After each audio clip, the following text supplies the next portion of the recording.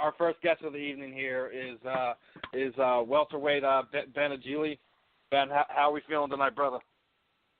I'm feeling good. The end of another week, just a few more training sessions before, it's time for the final weight cut and all that good stuff. Step on the scale, and then 6 days from now, I'll be defending my title. So, feeling good. Training camp has gone very well, as it usually does. So, the most of the hard training has been done, and I'm ready to rock.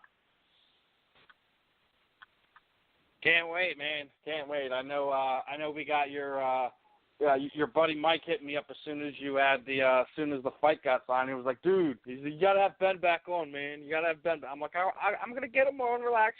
And then literally, like a couple days before I was about to reach out to you, he reaches out to me again. He said, don't forget. I'm like, I'm not gonna forget about Ben. Relax, Mike. Yeah, Mike and Ann have my back. So yeah. They good people. They've got my back for sure. That's a good couple people to have. Hey, Ben. Go ahead, Brad. Ben, this is Brad Storm. Ben, and fight fans, you can follow Ben at Ben_. How do you pronounce your last name, Ben? Is it Egli? Egli. Okay. Yeah. Yes. Come on, fight fans. Ben _Egli. Yeah. All right, man. You're going to be facing off against Justin, the raw deal Baseman. I interviewed him a long time ago back on one of my old shows. He's a firecracker. Does he bring anything to the table that's going to be new for you? Nothing new necessarily. He's a veteran. He's had some big fights. He's certainly had a lot of fights. Seems to be more of a striker. He plays from what all the footage I've seen, he starts a little bit slow, and then he picks it up. And he picks it up often when because he starts slow and paces himself a little bit. He lets the other guys work. The other guys are a little bit more tired. He turns it up. He does have kind of an unorthodox style. He throws some spinning stuff and some jumping stuff. So I've had opponents like that. I've had training partners like that. So I think it's going to be a really great fight for both of us. I think it's going to be really exciting. I think the fight could go everywhere. Standing to the ground. So I think it'll be a really good one for the fans. We've prepared well for this one. So yeah, it's going to be exciting. So you're carrying the gold around your waist. What does it mean to you as far as working with King of the Cage? In your opinion, do you feel like this King of the Cage is like not just a gateway, but just it can put you on a pedestal and get you to where you need to go? Oh, absolutely. Yeah, working with King of the Cage is great. I mean, they've been around for so long. They have so many fighters. It's a big organization. They have fights. How long have they been around now, Ben? I mean, they've been around forever. Oh, I don't want to get it wrong. It's been a while. I think since the late 90s, like 98 maybe was their first. I should be well versed in that, but it's I mean, they've been around for a long time, and some of the best fighters in the world. Yep, there we go. Hey, I know what I'm talking about. That's good. So yeah. So it definitely. I mean, it's a great promotion. They take good care of me. It's great having them out in Oregon. So that's convenient. It's a couple-hour drive from Portland, the Portland area, to the coast. And great venue things, And again, it's really great because they have a lot of talent to draw from. Working your way up in the early stages of being a professional, it can be pretty difficult to find fights. At least it was for me because, when I was 3-0, 4-0, 5-0, nobody really wanted to fight me. It was great getting in with King of the Cage. Being the champion is amazing. As an amateur, I was 10-1 as an amateur, and I was 5 of my fights were title fights, all of which I won. It's great being on top because you get to stay consistent, stay busy. The next best guy, climbs the mountain. You're already on the top, and they try to fight you to take what you got, and you just knock them down every time they get up there. And so it's been really great. It's a blessing. I've said in an interview before that a title fight will change your life. Yeah, and it has. So it's been great. Hey, real quick too, Steve. Real quick before you jump in, it's like you talk about, and I've talked to a lot of people about their amateur career, and how important or how unimportant it was, or they were just thrown to the fire. But like you said, you were a champion as an amateur. That's like a double banger to me. I feel like, okay, you're getting all the training in, you're fighting all the. I mean, if you're a smart fighter, you're fighting all the fighters that go to your weaknesses. Like if you're weak as a striker, you're gonna fight a striker and all that. But now on top of that, you can defend the title. So when you get to the pros and have a strap around your waist, then it's just like, okay, another walk in the park. Yeah, I'm a little bit nervous getting in there, but I've done this before. That's great. Yeah, and I think that I don't think that, I mean, and everybody's a little bit different. I don't think people give enough credit to the MMA, like the amateur MMA records. Boxing, some of the best boxers in the world, had well over 100 amateur fights. There's guys that would fight their whole life, delay going pro so that they could try to make it to the Olympics, and then step in, and then, they're close to world titles right away. So, yeah, I definitely fought every single person that was worthy of fighting me in the Pacific Northwest. I had some very, very, very tough fights, close calls, but, a lot of championship experience that helped me a lot as a professional for sure. Hey, you can't put a price tag on experience. It's crazy how some of these guys or girls will just like I'll have one or two amateur fights and just like, okay, I'm ready for my pro fight, trying to I guess get paid for what they're doing. Everyone's trying to do it now. I mean, hell, we just we just heard of Chris Cyborg and Angel Magana getting it, and then you got Beck Hyatt over there, or Beck Rawlings, whatever it is now, tweeting TMZ saying she has the video and how much they want to pay for it. I mean, it's wow. It's yeah, right.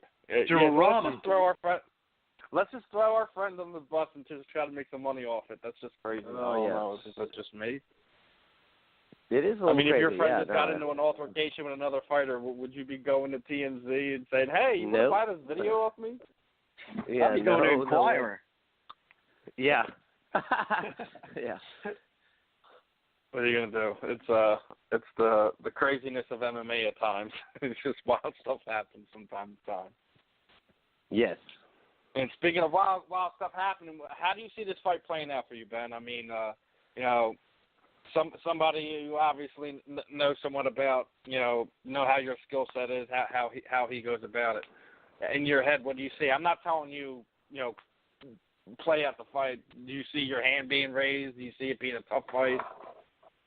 Oh yeah. I always I train hard and I expect to win because of the work that I've done, and I know I'm going to get the W. It's just going to be a matter of how. I could see this fight ending standing. I could see it. Certainly, I'm very confident in every fight that it could definitely end it on the ground. Again, I think this could be a pretty fun kind of mix of everything. The way that I've trained and I've continually had to upgrade it and keep doing it is I want to just be, well-rounded in all areas so that when I go out there, I can just fight. I don't have to worry about one particular area. I don't have to worry about avoiding something. I want to be ready for everything. If the guy wants to strike, I want to be able to strike and win in the striking department. If they want to go to the ground, great. So I think it's going to be, again, a really good fight. A lot of my fights as an amateur and as a professional were in the first round by submission. I have one by knockout. So it was really strange for people to see me go 3 rounds a couple years ago, and it was really, really weird for them to see me go 3 rounds plus a little bit. Won my last fight in the 4th round by submission. And so everyone has been telling me, hey, how about you win this one a little bit quicker? So I'm going out there looking to finish the fight. We've worked out a lot of good stuff. I'm always better than I was the last time I stepped in the cage, so we're excited for this one. Hey man, it's good to hear when you get something situated in there and you're excited for the matchup and you're excited for the fight, and it's a fight at the end of the day, and anything can happen. You want to get the stoppage, but you just have a guy who's tough. It happens. You look at Invicta last night. A lot of people thought that some of the earlier matchups would kind of garner some finishes, and we didn't. I don't even think there was a finish until the co-main event, and I think that was the only finish of the night. It just tells you how well matched that card was. Anything's possible. Right. It's MMA. I also thought that possibly the Phillips and Fasshold fight would garner a finish, and Kelly breaks her hand, and it's another one of those chess matches when you just take one of your weapons away. Anything can happen. Ben, you could throw the first punch of the night and wind up breaking your hand, and you have to find a way to work around that and overcome that. It's MMA. Oh, yeah. Anything's possible. Yep. Did I don't know, probably most people haven't heard of this, but when I won the King of the Cage title for the first time was in October, and I've been, I do a lot of Thai boxing. I've been kicked in the leg a lot of times. The first 5 seconds of the fight, I got kicked in the leg, kind of behind the knee, not on the thigh, and my whole lower leg went numb, completely numb. Wow. And you can actually see it in the video. You can see it in the video. If I pointed it out to you now that I'm telling you, you'd be able to notice. I couldn't feel my foot at all, and there were several times where I was moving and circling, and you could see my foot dragging. You could see me pick my foot up and then put my toe straight down. So then I got pressed up against the cage, and I was just gonna wait there. The plan was to don't have your back on the cage for even 1 second. I said, okay, I'm gonna wait for this to come back. Figured it would be, it was like a stinger, it would go away. It didn't. So I reversed the position, and I said, I'm gonna have to win this right now. I need my opponent hung his head a little bit low on the side when I was pressing him up against the cage. Kneed him in the face. As soon as I kneed him, I smelled blood coming from his nose, turned out. But I was up on my toe, like you're supposed to be on a knee, on the foot that was numb, and my ankle completely rolled. And over. It actually, and it completely rolled. Wow. Then my opponent turned away from me, and the plan was to strike with this guy. And I said, in my mind, I said, I can't let this guy go. I have no footwork. I snapped him down, and I did a standing high elbow guillotine for the tap. And by the time I had got out of the cage, 2 minutes later, I had about half a tennis ball size of swelling. And it turned out I completely ruptured at least one tendon in my ankle. And, it was gross. I went back to the gym on Monday. I was participating, but not really training. And my foot, it was a completely ruptured ankle. My foot was kind of hanging and dragging for a few weeks, and then I got back in, and it's been 100% for a long time now. Fought again in February. But anyways, so I tell people that I do prepare for, or I try to prepare for every scenario in my head. What if this happens? What if this happens? I had never prepared the fact that my whole foot would be numb. So that was a good reminder that, anything can happen. I guess the old motto is expect the unexpected. Exactly. Yeah, and I thought I tell people that's especially in fighting and grappling, is I always expect the unexpected. I don't like to be surprised. But I had never. I had envisioned being kicked in the leg a lot so that I lost mobility because of the thuds and the pain. But I had never anticipated losing feeling in my foot in the first 7 seconds of the fight. So, but I posted a picture of that a while back on the MMA Reddit, and it was a perfect shot from behind. You can see how I'm up on my toe, and then in the next shot is the bottom of my foot facing the camera. It's pretty gross. So it's on there somewhere. It's been a while, so it's probably buried far away. But it was a good one. That's what you call overcoming adversity inside that cage, my friend. That's all you can say to that. Yeah, exactly. One. Yep. Now, that's we're about to get. Go ahead, Brett. Go ahead. It's great. Like, you've had the experience as an amateur. You defended belts as an amateur. Now you defend them as pro. And I was going to ask you, I was like, well, how the hell do you prepare for a broken wrist or anything? And you're like, you already did that. You already been through that obstacle, as far as your ankle and everything. But, there's other things to come. But, shit, you've been through a lot already. Yep. Yeah, I've done some stuff. Yeah, for sure. I mean, does that ever get discouraging at all when you hurt yourself like that and you pull the tendon or you rip the tendon off or whatever? Is it discouraging? I mean, do you have to go to counseling? Is there anything else involved besides, hey, I got to go get this knee back to shape or this ankle so I can fight again? Yeah, I mean, injuries are no fun. It's something that we all have to kind of learn to deal with, and a couple big injuries, and people might never be the same again. But when I'm training, let's say I'm training, but I don't have a fight that's imminent. I'm not in camp or anything, and I hurt something, good enough to make me have to take it easy. That's really annoying because you want to train. I would say that during the fight, once I'm inside of the cage, the only objective is to win. So even though I can't feel my foot and I exploded my ankle, and you fight, you keep fighting, and you keep trying to. I mean, whatever you have to do to win the fight, So in that moment, you're not like, oh dang, there's no way I can win now. My ankle's ruined. It's hey, let's hurry up and win. And not give this guy a chance to exploit this weakness. But, we've all had bumps and bruises and dings, and it's annoying, but I feel like I've always done a pretty good job of modifying my training to still be able to move around and do stuff. It's been probably 7 or 8 years since I've been, not able to do anything because of an injury. So, I just try to pick things I can work on. It's usually a good time to work on weaknesses. Yeah, it's usually when you get hurt, it's time to work on some weaknesses or do some different things. And but during the fight, cardio, strength and conditioning, those type of things. Right. Yeah, I tell my wife, and my mother especially that as long as I'm conscious in the fight, I'm going to try to win, and I'm going to be okay. And if I am unconscious for whatever reason, I'm still okay.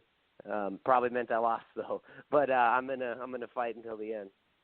All right, brother. Well, as we get ready to wrap this one up, you know how we do things. Kind of throw the proverbial microphone over to you. Anyone you would like to thank, training partners, teammates, shoot out your social media sites, any sponsors you might have, websites, charities you work with, anything like that. The time is yours.